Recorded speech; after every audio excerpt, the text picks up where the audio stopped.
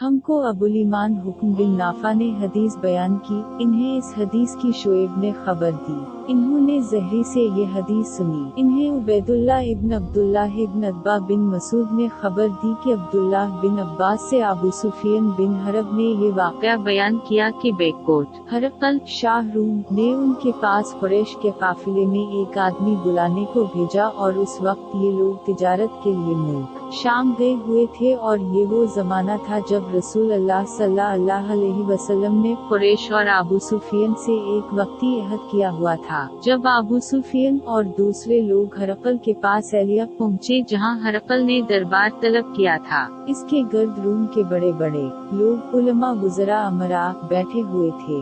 हरकल ने उनको और अपने तर्जुमान को बुलवाया।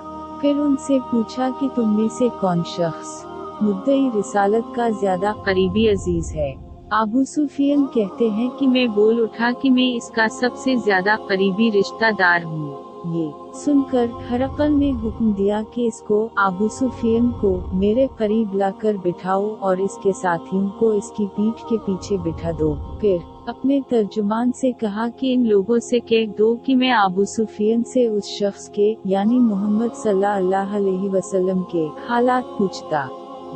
अगर ये मुझसे किसी बात में झूठ बोल दे तो तुम इसका झूठ जाहिर कर देना। अबू सुफियान का कौल है कि अल्लाह की कसम अगर मुझे ये गैरत ना आती कि ये लोग मुझको झटलाएंगे तो मैं आप सल्लल्लाहु अलैहि वसल्लम की निस्बत जरूर गलत गोई से काम लेता। खैर पहली बात जो हरकल ने मुझसे पूछी वो ये कि उस शख्स का खानदान तुम लोगों में कैसा है। मैंने कहा वो तो बड़े ऊंचे आली नस्ब वाले हैं। कहने लगा उससे पहले भी किसी ने तुम लोगों में ऐसी बात कही थी। मैंने कहा नहीं। कहने लगा अच्छा उसके बड़ों में कोई बादशाह हुआ है। मैंने कहा नहीं। फिर इसने कहा बड़े लोगों ने उसकी पैरवी इख्तियार की है या कमजोरों ने। मैंने कहा नहीं कमजोरों ने। फिर कहने लगा इसके ताबेदार रोज बढ़ते जाते हैं या कोई साथी फिर भी जाता है। मैंने कहा नहीं। कहने लगा कि क्या अपने इस दवाए नबुवत से पहले कभी किसी भी मौका पर उसने झूठ बोला है।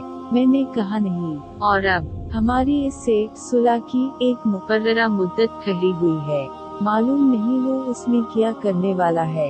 अबू सुफियान कहते हैं यह इस बात के सिवा और कोई झूठ इस गुफ्तगू में शामिल न कर सका। हरकल ने कहा क्या तुम्हारी इससे कभी लड़ाई भी होती। ये हमने कहा कि हाँ। बोला फिर तुम्हारी और इसकी जंग का क्या हाल होता है। मैंने कहा लड़ाई डोल की तरह है, कभी वो हम ये मैदान जंग जीत लेते हैं और कभी हम उनसे जीत लेते हैं। हरकल ने पूछा वो तुम्हें किस बात का हुक्म देता है। ये ने कहा वो कहता है कि सिर्फ एक अल्लाह ही की इबादत करो, इसका किसी को शरीक न बनाओ और अपने बाप दादा की शिर्क की बातें छोड़ दो और हमें नमाज पढ़ने, सच बोलने, परहेजगारी और सिला रहमी का हुक्म देता है। ये सब सुनकर फिर हरकल ने अपने तर्जुमान से कहा कि अबू सुफियान से कह दे कि मैंने तुमसे उसका नस्ब पूछा तो तुमने कहा कि वो हमने आली नस्ब है और पैगंबर अपनी कौम में आली नस्ब ही भेजे जाया करते हैं। मैंने तुमसे पूछा कि दावा नबुवत की ये बात तुम्हारे अंदर उससे पहले किसी और ने भी कही थी तो तुमने जवाब दिया कि नहीं। तब मैंने अपने दिल में कहा कि अगर ये बात उससे पहले किसी ने कही होती तो मैं समझता कि उस शख्स ने भी उसी बात की तकलीद की है जो पहले कही जा चुकी है। मैंने तुमसे पूछा कि इसके बड़ों में वही बादशाह भी गुजरा है। तुमने कहा कि नहीं। तो मैंने दिल में कहा कि उनके बुजुर्गों में से कोई बादशाह हुआ होगा तो कहूँगा कि वो शख्स इस बहाना अपने आबा व इजदाद की बादशाहत और उनका मुल्क दोबारा हासिल करना चाहता है। और मैंने तुमसे पूछा कि इस बात के कहने यानी पैगंबरी का दावा करने से पहले तुमने कभी इसको दरूद गोई का इल्जाम लगाया है।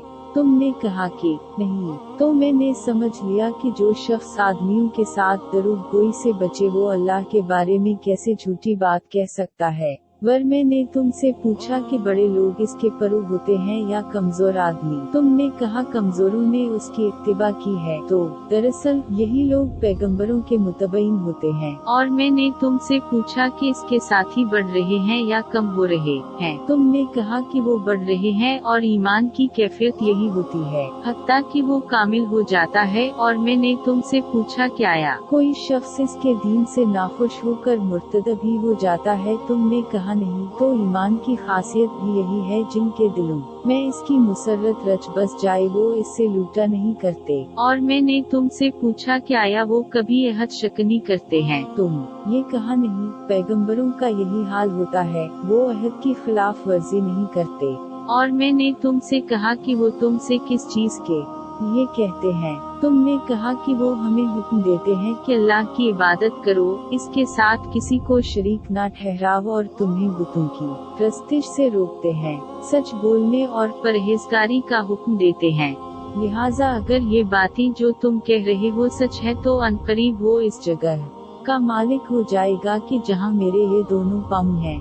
मुझे मालूम था कि वो पैगंबर आने वाला है, मगर मुझे ये मालूम नहीं था कि वो तुम्हारे अंदर होगा। अगर मैं जानता कि इस तक पहुंच सकूंगा तो उससे मिलने के लिए हर तकलीफ गवारा करता। अगर मैं इसके पास होता तो उसके पाँव धोता। हरकल ने रसूल अल्लाह सल्लल्लाहु अलैहि वसल्लम वो खत मंगाया जो आपने दहिया कलबी रजी अल्लाह अन्हा के जरिया हाकिम बसरी के पास भेजा था, और उसने वो हरकल के पास भेज दिया था। फिर इसको पढ़ा तो इसमें लिखा था,